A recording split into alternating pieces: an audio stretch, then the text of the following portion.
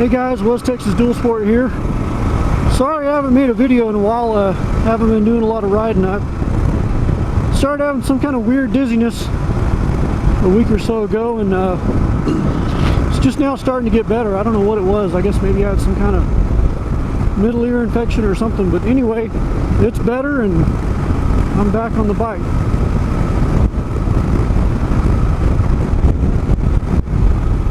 I wanted to make a short video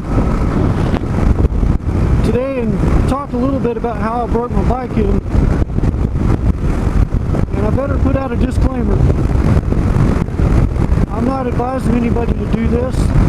It's just simply what worked for me, and I've actually never done it this way before, but I thought I would try it.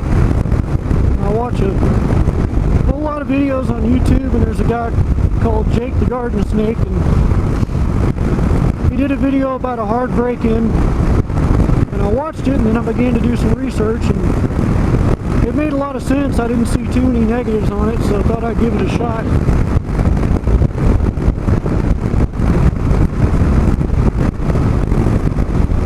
Every vehicle I've had for the past, I don't know, every vehicle I've probably ever had, I followed the manufacturer's advice and been pretty gentle on the break-in.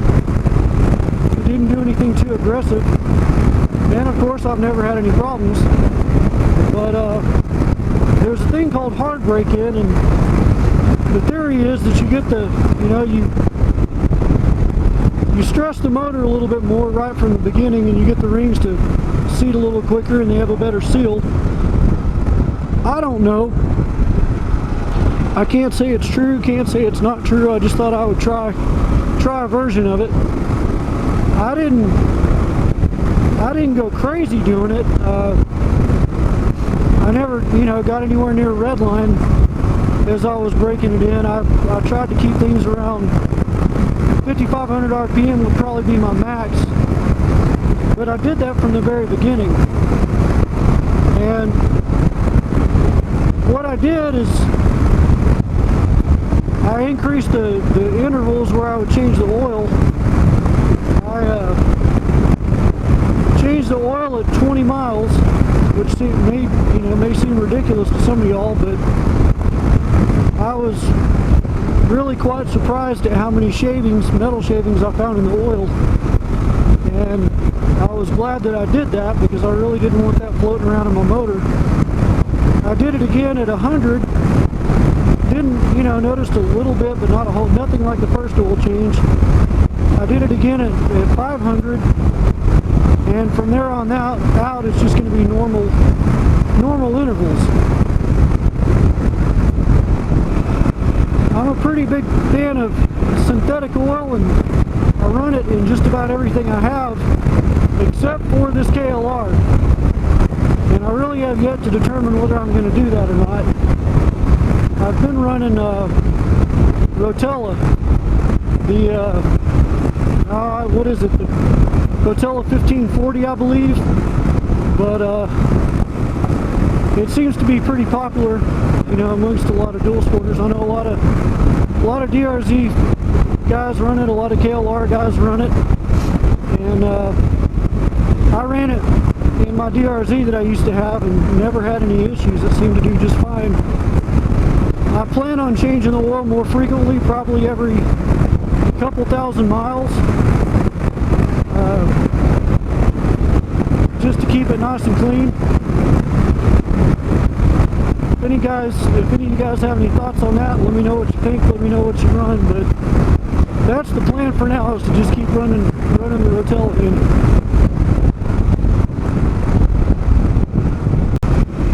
Alright, so about the hard break-in. What I did is, right from the very beginning, I started taking the motor up to 5,000, 5,500 RPM.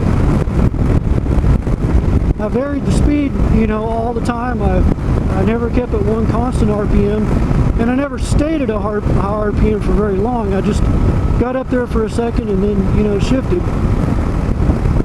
And in addition to that, I did a lot of engine braking. I would, be going along, and and downshift frequently to create engine braking and create pressure on the piston rings. So after braking in the motor that way, you know, harder than normal, I haven't seen any negative effects from it. I don't burn any oil. It always starts easily. It did seem to smooth out a little quicker than other bikes I remember in the past.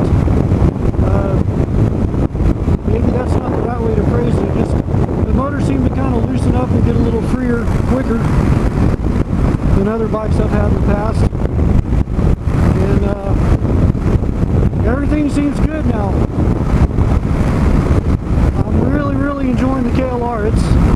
It's just a fantastic bike. The more I ride it, the more I like it, the more I enjoy it.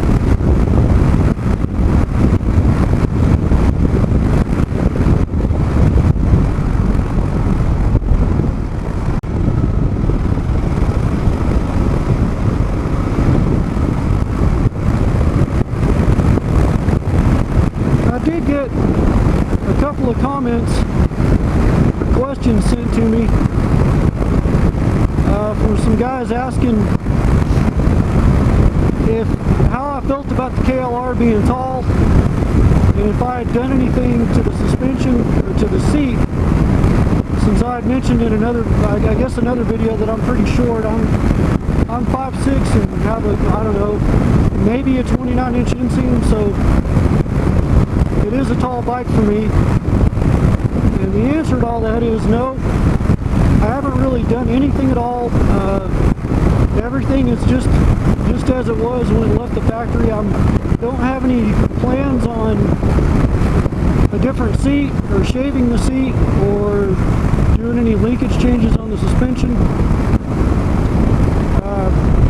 I'm able to just barely touch the ball of 1 foot, and for me that's okay.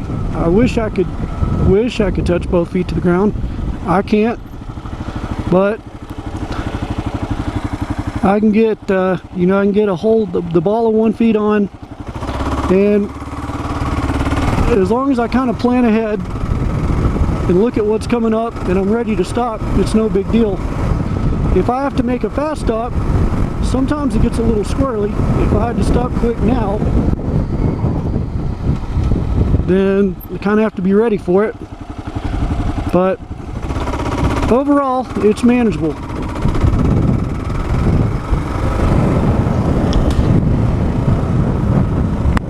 I have been riding bikes for a long time, and grew up mainly riding dirt bikes. Every dirt bike I ever had was way too tall for me, and I could barely touch a foot on those.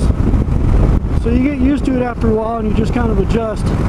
Yeah, I've seen some videos on YouTube that address that specifically. You know, how shorter riders can manage the motorcycle they want and learn to adapt to it.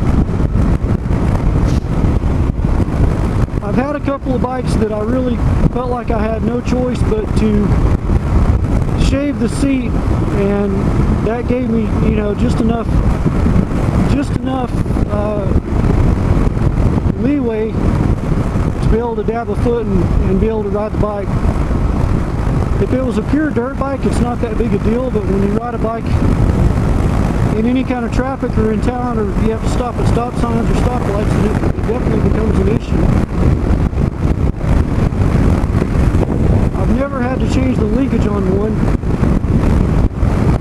That is an option that you would have also.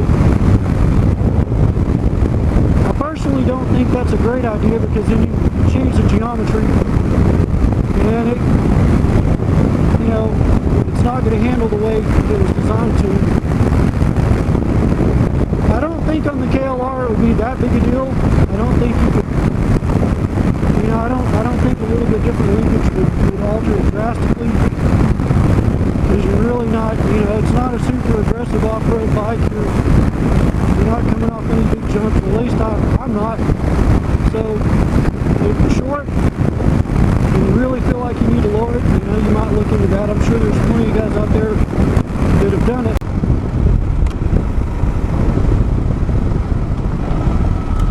more time I spend on the KLR, the more I like it.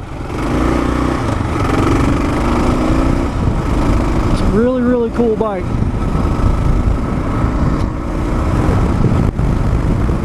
The weight was a little intimidating to me at first,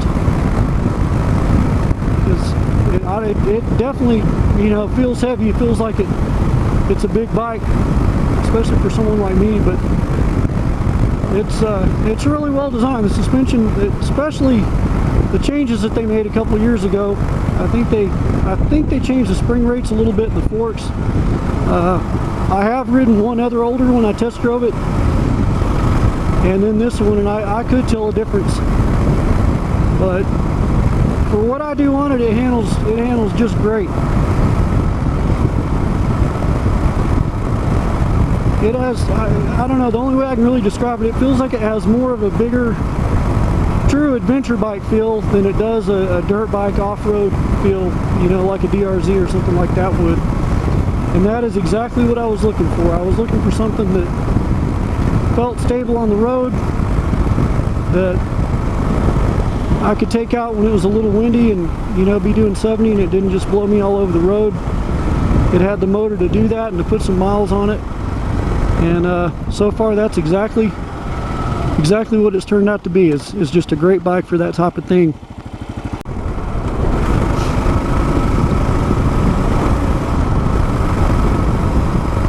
I did want to use this video too to throw one thing out there.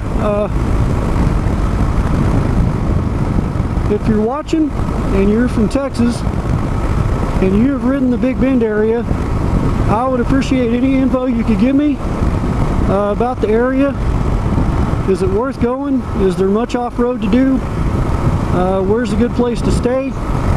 And if you're interested in making a trip, let me know. Maybe we can make that happen. I would sure love to get down there this spring or early summer before it gets too hot.